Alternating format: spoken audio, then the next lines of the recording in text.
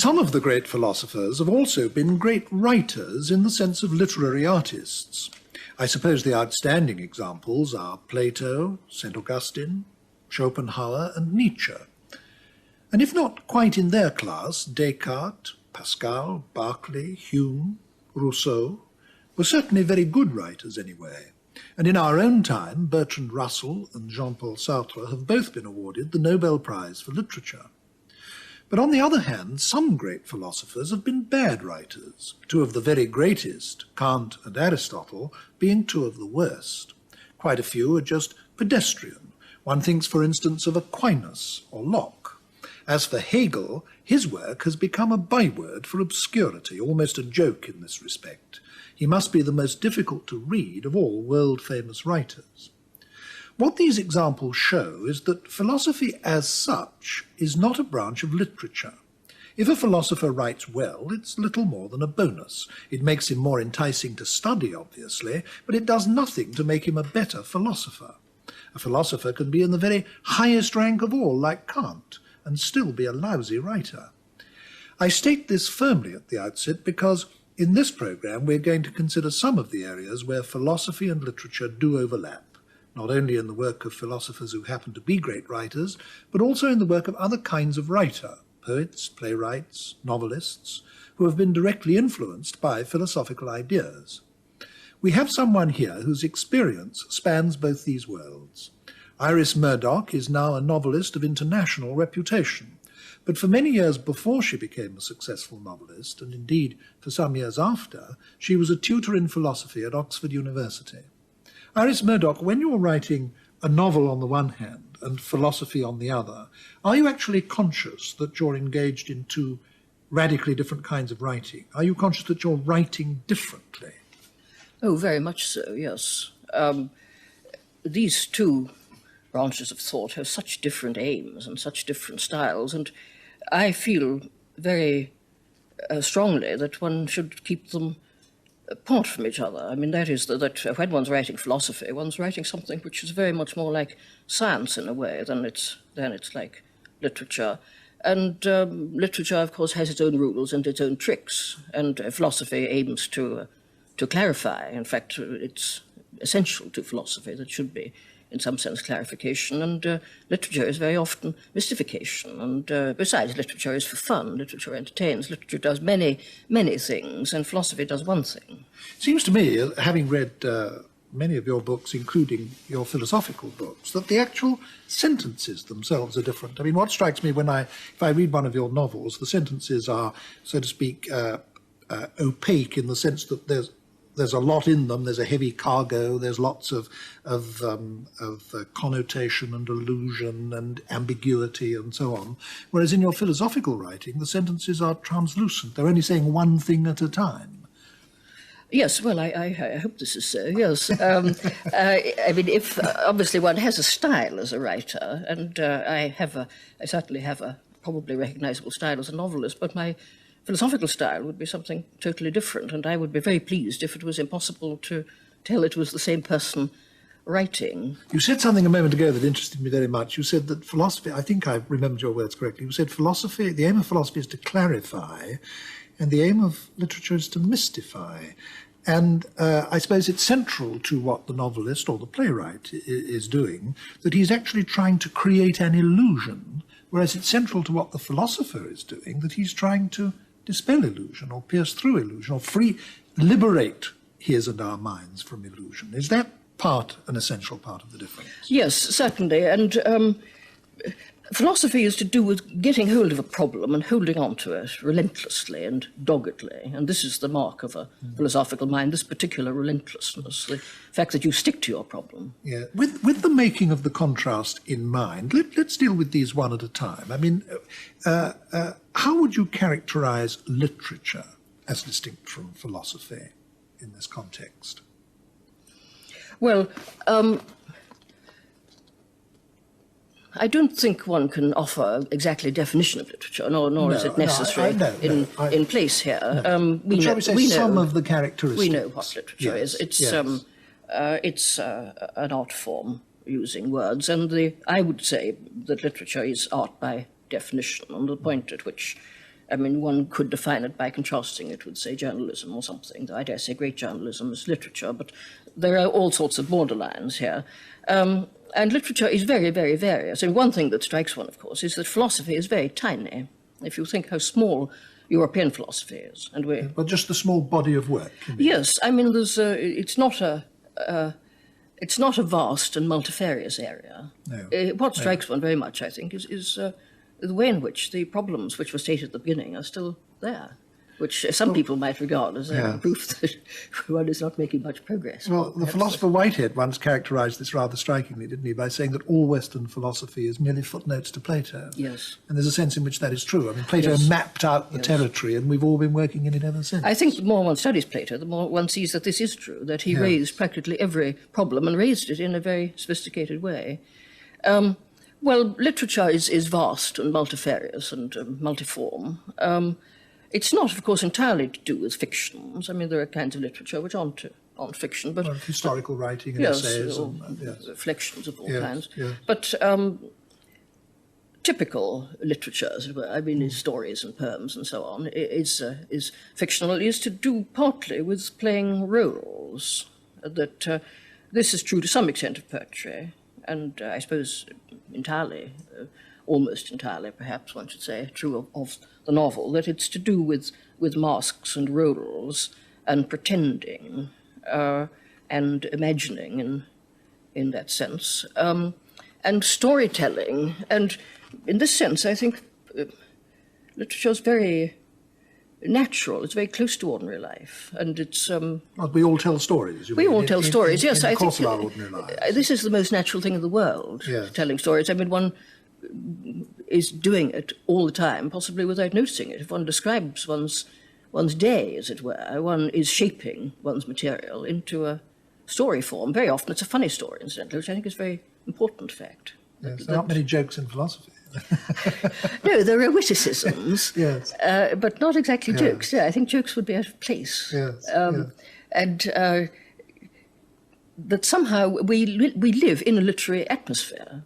I mean, we live and breathe literature to some extent, in that when we tell stories or when we write letters and so on, we are making a form out of something which might be formless. And this is one of course, the deep motives for literature or for art of any sort, that one is defeating the formlessness of the world. One is imposing order on one's Yes, one is cheering or oneself one's up environment. and consoling oneself, and also, of course, instructing oneself by giving a form to something which is perhaps alarmingly formless in its original condition, a sort of rubble, as if we lived in a kind of rubble world, and one's always making forms. Yes. When you say one's cheering oneself up, I mean, that brings to the fore the fact that one of the essential aims of literature has always been to entertain, hasn't it? Yes. And I don't think that has anything whatever to do with the motive of philosophy. No. I think it may be that philosophy also cheers us up, of course, because philosophy is the imposition of form on the formless in a vast way. But I think this is something which, insofar as the philosopher might be aware of this, it's something that he would be suspicious of in himself, because one's temptation to produce a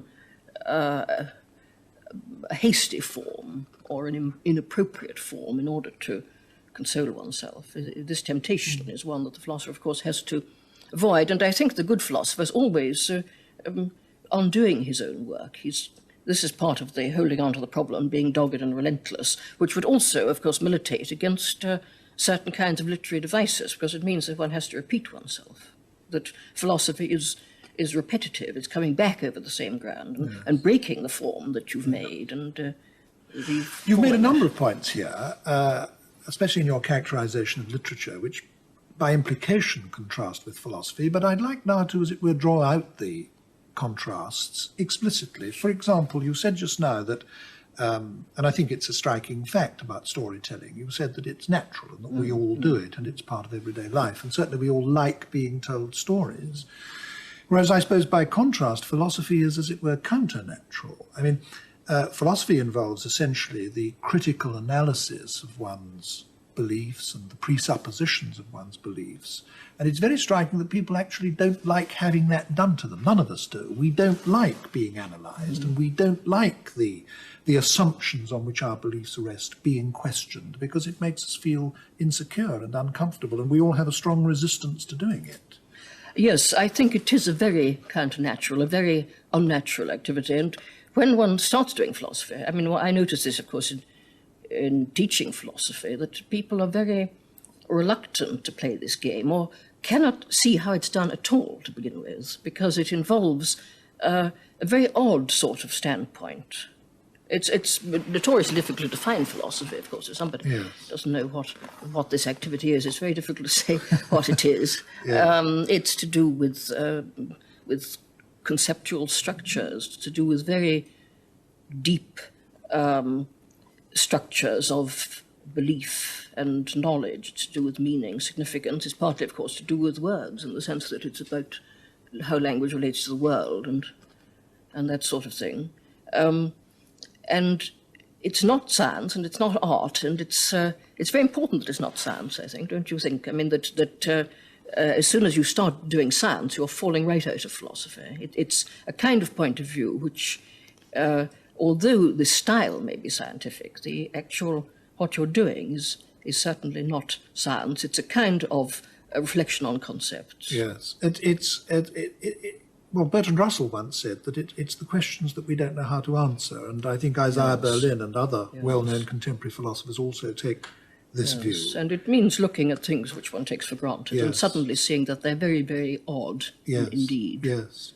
But the one thing that philosophy does have in common with science, I think, is that it's based on an attempt to understand the world and to understand our environment and to understand our situation in a way that doesn't consist just of expressing personal attitudes and personal views. There is an attempt to, as it were, submit oneself, and this was implicit in something you said just now, I think, to submit oneself to criteria outside oneself. In other words, you're trying to say something that is impersonally true. Yes, yes. And you said just now, I think when you were talking about the way you yourself write, you said that, and it's absolutely true, that your novel writing has a very distinctive literary personality, whereas I think you said you wouldn't mind if your philosophical writing was thought not to have any personality. Now, it strikes me that almost the most important thing about an imaginative or creative writer is this possession of a literary personality. If he hasn't got a distinctive personality in that sense, we're not interested in reading it. Whereas with philosophers, it just isn't the case. I mean, you could read all the works of Kant with great care and interest, and at the end of it have no idea what Kant was like as a human being. Yes, of course, literature is various in this respect, isn't it? That some people have a distinctive style, other people don't. I suppose it is self-expression in a way by definition. I mean, that unless you wanted to express yourself, you'd, I mean, if you didn't have this motive, you'd lack a very important motive towards this form of art. Whereas philosophy is certainly not self-expression. And philosophy, of course, is argument. And you can say, well, is the conclusion true, or is the argument valid? I found, when talking to friends of mine who may be, I mean, very intelligent and very well educated, but don't know much about philosophy, I find they often express the assumption that philosophy is a branch of literature, that a philosopher is somehow expressing a personal view of the world in the way that a poet might be or a novelist might be. And it's not always easy to explain briefly why this is not so. I suppose it's partly because these problems, philosophical problems, have histories. And each individual philosopher comes on the scene at some stage in that developing history. And if he makes a contribution at all, it's rather like the scientist. He makes it at that stage. Otherwise, there isn't one to be made, so to speak. Yes, philosophy. Philosophy is the history of philosophy in the sense that there is a development in the problems, and philosophy lives on philosophy. Very much more than art lives on art. Yes. And I think the writing of art, the writing of novels and poems, engages very much more of the personality both of the writer and the reader, actually, than philosophy does. Philosophy is a much more narrowly intellectual activity. In fact, I'd go farther. I'd say that literature, to be literature at all, must move one emotionally, whereas the philosopher, like the scientist, is actually trying to exclude emotional appeal, isn't he, from his work? Yes, I mean, literature could be said to be a sort of disciplined technique for arousing certain emotions. That's certainly one of its one of the reasons why one enjoys it, and one of the reasons perhaps why it's both good for us when it's good and bad for us when it's bad. Well, we've been talking about the differences, and I think it's very important that we should stress these differences. But there are also some things in common, aren't there? I mean, I know from previous conversations with you, for example, that you think that some notion of truth, though they may be different notions of truth, are very near the centre of both. Yes. I certainly hold a particular view on the subject of what art is like and what literature is like. And this view, which wouldn't be shared by everybody by any means,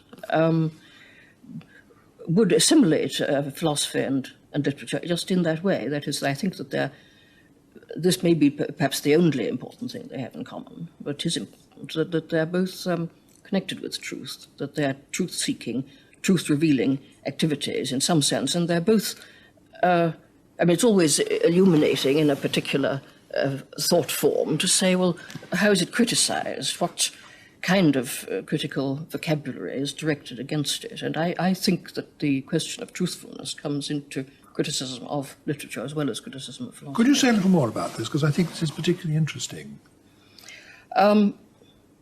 Well, that if one thinks of the kinds of things that we say about literature from a critical point of view, we often condemn it for being sentimental or for being fantastic in a bad sense. I mean, let's establish, say, a contrast between imagination and fantasy, with imagination being thought of as a good creative power, and fantasy as a sort of private self-consolation, so that fantasy is bad, imagination is good. I think both philosopher and writer have to face a conflict between imagination and fantasy in themselves. That, of course, philosophy is an imaginative activity, and if one thinks of the great philosophers, they're very often picture makers. They're people who produce enormous metaphors and pictures to explain things. And the intrusion of any kind of personal fantasy is obviously out of place there. But I think it's even greater a conflict for the writer, because creative imagination and personal fantasy are awfully close in relation to fiction. I mean, the obvious sort of example is the case of the novel, the bad novel, which turns out to be simply a fantasy of how the hero, who's the writer, triumphs over all his enemies and is loved by the girls and so on, yes, and becomes rich and so forth. And this kind of fantasy is a menace to the creative imagination. And in condemning art for being fantastic in this sense, one's very close to saying that it's untrue, that it's saying something which isn't true. Now, that conception of truth, though, is different, isn't it, from what the philosopher is trying to get at, is it not? Well, the philosopher is dealing with truth in a kind of positive sense, in that he's trying to solve certain problems finally. Whether he ever does is another question, but I think there are certain philosophical problems, for instance, about perception, which perhaps have been solved. The writer has a whole lot of aims. I mean, this is what, of course, makes art so interesting, that it satisfies a great many human activities and instincts. It produces happiness in the creator and in the client through doing a whole lot of things at the same time. But one of the things it does, and this is, I think, is important and comes up in philosophical theories about art, which perhaps we might consider in a minute.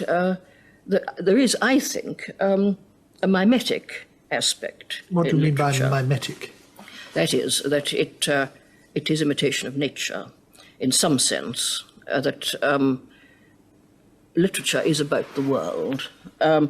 This might seem to be obvious, but of course it isn't obvious, in the sense that a lot of people would challenge this remark and say that literary art is not mimetic. The same kind of question, of course, can be asked about painting. Music is an odd man out, I think, in this particular discussion. But I think that there are many parallels between painting and literature, and these are sometimes illuminating. You can see something more clearly, perhaps, in the case of painting, which you then can transfer, as it were, to the case of literature. You suggested just now that we move on to considering philosophical ideas about literature, and I think it would be very interesting to do that. Which of the philosophical views of art that there have been would you pick out as being the most interesting to consider? I find Plato's very interesting because it raises all the subjects which one wants to clarify one's mind about. One wants to defend art. I don't know. I think philosophers haven't written very well on art on the whole, partly because they very often put it in as a minor issue. They've got a general view, say, of morals or metaphysics and so on, and they put in their view of art as a kind of piece that's got to be fitted into the picture, and don't perhaps consider it too seriously or too generously, or not generously enough. There is, if I could chip in there is one philosopher whom I would exempt from that charge. I agree that is generally true, but I think Schopenhauer is an exception. I think he is genuinely deep on the subject of art. He, unlike nearly all other philosophers, he did regard art as being central to human life and had some very profound things to say about it. Yes, this is perfectly true. Yes, I agree with you here. Yes, I think that Kant is very interesting about art. I think his distinction between the sublime and the beautiful. The beautiful is purely formal. The sublime is to do with a kind of moral appeal to the emotions, which actually he didn't think of as being art at all. But that distinction, I think, in itself is very informative. But on the whole, philosophers have tended to be polemical about art in a rather fruitless way. I mean, they've tended to produce, and of course any discussion about art tends endlessly to produce again and again a certain sort of either-ors about art, that art's got to be one thing or the other. Yes, I think this is the trouble with any philosophy of art, isn't it? That it's exclusive. I mean, once you think that all art has got to be of a certain kind to fit in with your particular theory,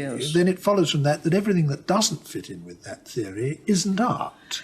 Yes, I think this, fortunately, artists don't pay too much attention to philosophers. They just carry on. But I think philosophy can be damaging to art in the sense.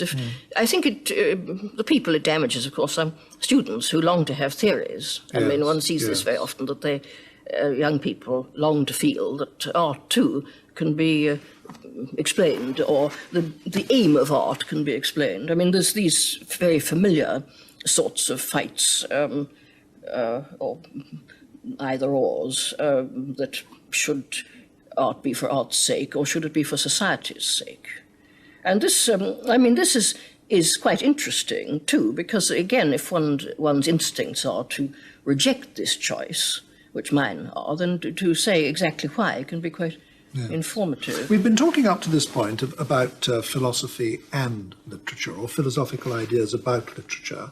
Let's move on now to philosophy in literature. Let me say what I mean by that. First of all, there have been some famous philosophers, or thinkers very like philosophers, like Voltaire, who've also been major novelists. I mean, not only Voltaire, but Rousseau, in our own time, Jean-Paul Sartre. Or among simply famous novelists, there are some who've been obviously very profoundly influenced by certain rather philosophical ideas.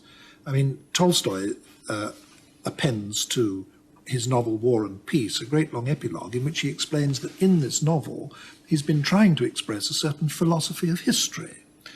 Or if you take another famous Russian novelist, Dostoevsky, he's often described by existentialists as the greatest of all existentialist writers because he's involved in certain kinds of problem that they themselves are also concerned with.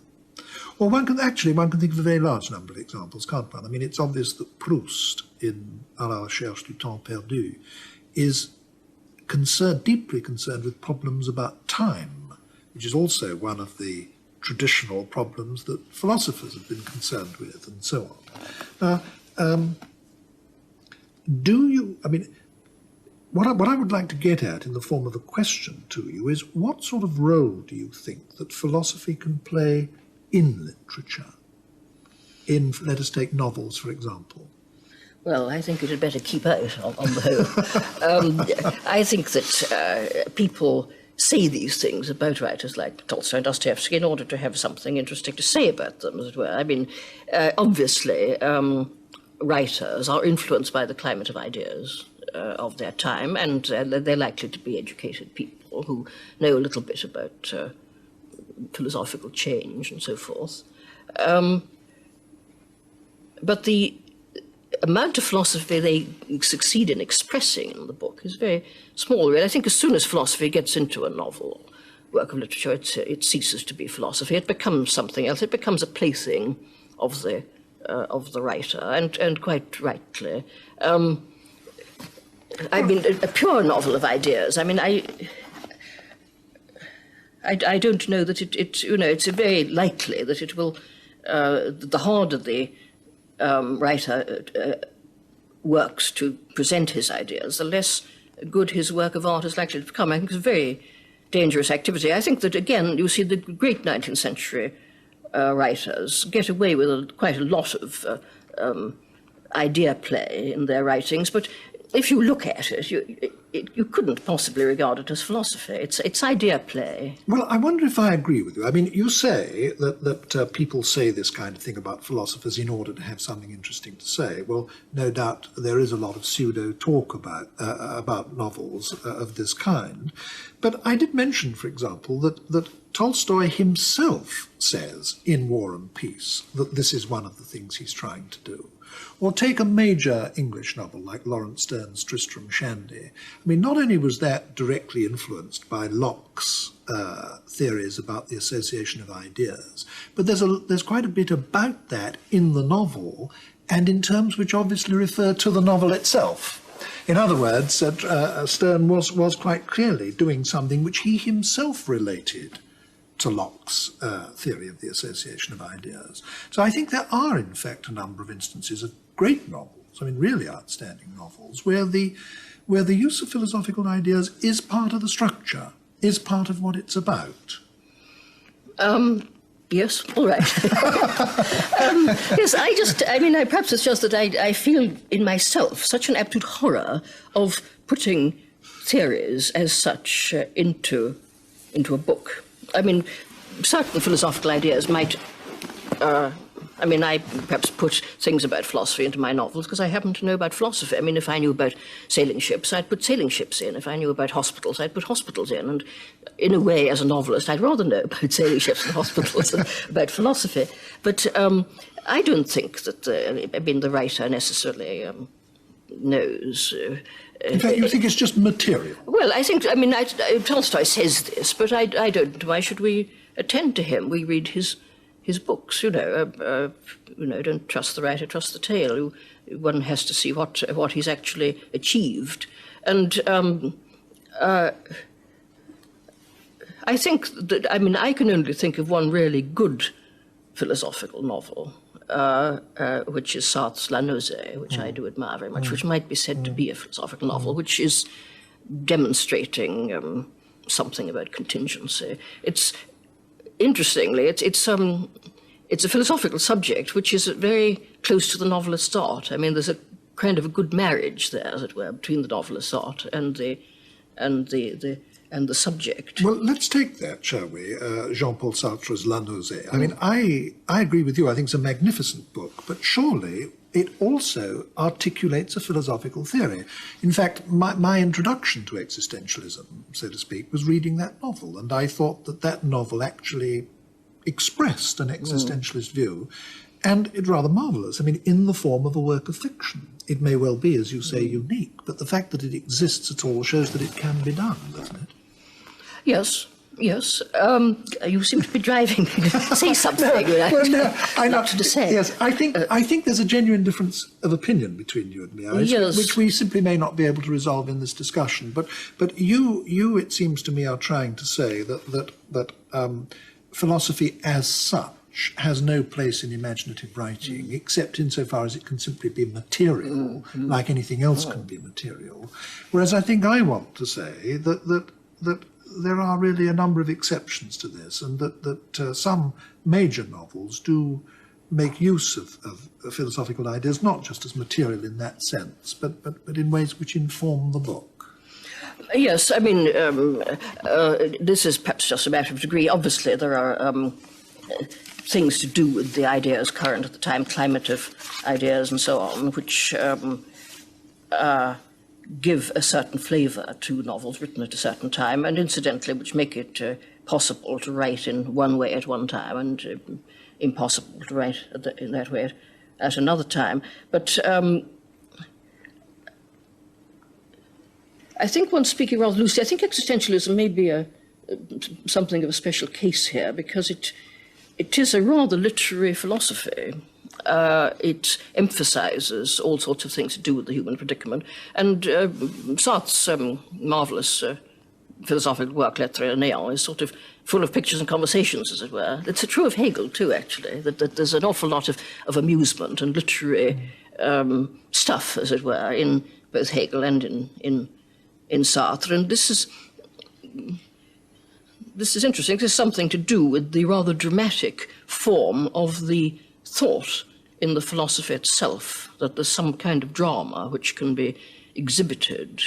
There's some kind of feeling about the world which belongs both to the philosophy and to the novel. But one can see that it's not easy from looking at other works by Sartre and by Simone de Beauvoir, where as soon as the existentialist voice comes in, the work of art is rigidified. Yes, I think it was just a lucky chance that he managed to pull it off in La Nausée. Yes. Well, I think given what you've now just said, I think perhaps we're not so far apart as I thought. Let me raise another kind of question with you, which again, you as a practitioner of both philosophy and novel writing are almost uniquely well placed to answer. One of the outstanding features of philosophy in the 20th century, especially in the Anglo-Saxon world, has been a completely new kind of concern with language, hasn't it? And self-consciousness about language. And this has resulted, among other things, in a sort of very refined and scrupulous use of words and concepts and so on. Do you think that, I mean, in the case of somebody like yourself who trained as a philosopher and then became a novelist, do you think that has in any way entered into the way you write novels or affected the way you write novels? No, I don't think so. I mean, I recognise what you mean about this particular interest in language, and this, of course, I mean, the formalists are quite right to suggest that that things have changed. I mean, this, of course, is something which every writer knows instinctively. Yes. You can no longer write like the 19th century novelists. No, and of course we're not so good. We're not anything like as good as the great 19th century novelists. But also we write differently, and we would find it difficult to write as they did without an element of pastiche being involved, though I think some writers would actually regard this as kind of challenge. Why can't you write in the way that... Well, this is a very interesting question. I don't know. I mean, I can't exactly answer that question. I mean, the obvious differences one has in mind here, of course, are things to do with the standpoint of the writer and the sense in which the way in which he inhabits the consciousness of his characters, his relation to his characters in this sense. I think, I mean, perhaps something one might say in a minute is that, of course, the author's relation to his characters reveals a great deal about the author's moral standpoint anyway. But this is a technical point, really, about the author's relation to his characters, that now unless he's playing some kind of game, and of course the formalist would say he's always playing game, and the more games he plays, the better. But I would say, unless he's playing some kind of game, he will instinctively express himself in a way which is different, that he will inhabit the consciousness of his characters in an absolute sense. He won't describe them from the outside. He'll describe them through consciousness, or if he suddenly describes them from the outside, this will be an obvious literary device which will hang up the reader for a moment. Well, we're approaching the end of this discussion, and just now, a moment ago, you did say that you would like to take up the question of what the author reveals about his moral presuppositions. So can we perhaps end with that? What is it that you would like to say on that question? Well, this would be part and parcel of my view of literature, and indeed my view of art, which is that people sometimes say you must regard art and literature as being either the production of autonomous objects or a reflection of the world. I mean, I think it's both, and this seems to me to be obvious, that it is both almost always, in some sense, a reflection of the world, perhaps not absolutely always, but almost always, and quite properly so, a reflection of the world, and it's also the production of a formal object. I mean, one wouldn't call it a work of art unless it had certain formal properties and a certain kind of appropriate to the subject matter autonomy. Therefore, I would say art is mimetic. It is, language is referential. Language does refer to the world. And in pursuing this particular activity of producing literary work, particularly, of course, fictions, and particularly, of course, the novel is the most obvious case, one is inevitably involved in making moral judgments. And this is something to do with the nature of language, that if you tell somebody to describe their room or something, which one might think was a fairly neutral activity, this description will be crammed with value judgments. And this is something which one can't avoid, not only in the choice of what they describe, which is important, but in the words that they use. Words are full of value. And this is very obviously the case, of course, in the author's relation to his characters. And this comes back partly to this distinction between fantasy and imagination, that if the relation is a fantasy relationship, the work is damaged, both because the expansion, the ability to exhibit the world in some way under a certain light is damaged, and very often, of course, the values which the author expresses are improper ones. And I think that the novelist may as well admit this, that he is going to be involved in making moral judgments, and his relationship to his characters is going to reveal his morality. So that there is a kind of moral challenge involved in art, both because of at a prior stage, in the self-discipline of the artist, expelling fantasy and looking at things other than himself, which I think art is very much concerned with, removing a veil of fantasy, which normally perhaps wraps one's head as one gazes at the world, and looking at the world without this fantastic cover, that the artist is concerned to see what is other than himself, and in a sense to respect it, and to have the self-discipline to check the rushes of fantasy to which he may be subject. This is the work of imagination then creates a kind of space, and one does have a kind of feeling of imaginative space in great works of art, as if one was standing in a big hall or something. And at the prior level, he has to do this, and at a secondary level, when he's actually creating the work, he will find that he has to judge his characters, and he has a way to take sides. And this can be done, of course, in many, many ways. And,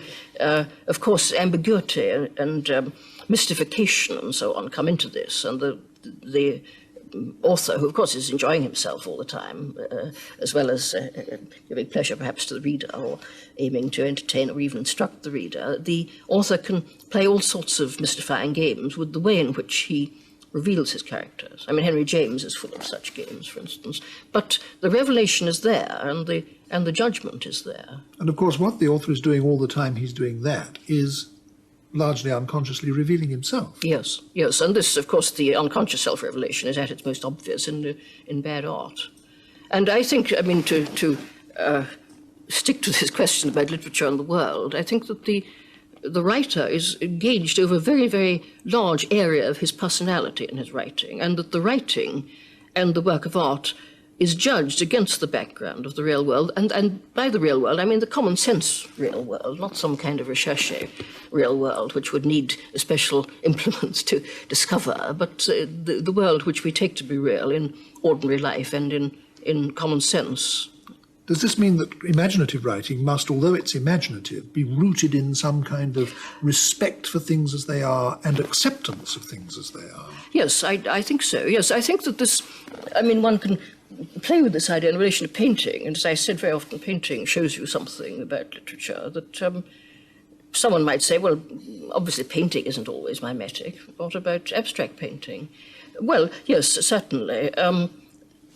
But I think it's very difficult to judge abstract painting, actually, and I think a lot of funny stuff is appearing now, which perhaps might be very difficult to justify but in any clear critical vocabulary. But I mean, one works at a critical vocabulary while one works at an art.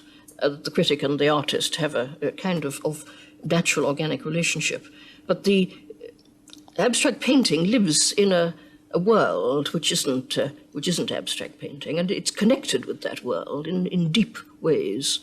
And obviously one can distinguish between good abstract painting and a bad abstract painting, and this is something to do with the real world. Hard to explain, perhaps, but it's there, and it's very much more obvious and simple, of course, in the case of a novel, where ideas of plausibility and implausibility and fantasy and so on. Do you think that this acceptance of reality implies something conservative with a small c? I'm not talking in terms that relate at all to party politics, but to temperament. Do you think this acceptance of reality as it is implies some kind of conservatism of outlook on the part of an artist?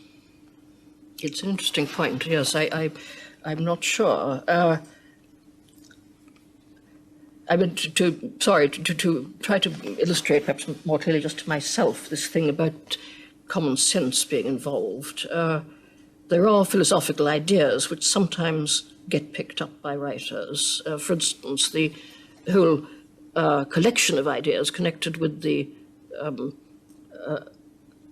self not being a kind of unitary object, the self being fragmentary and so on.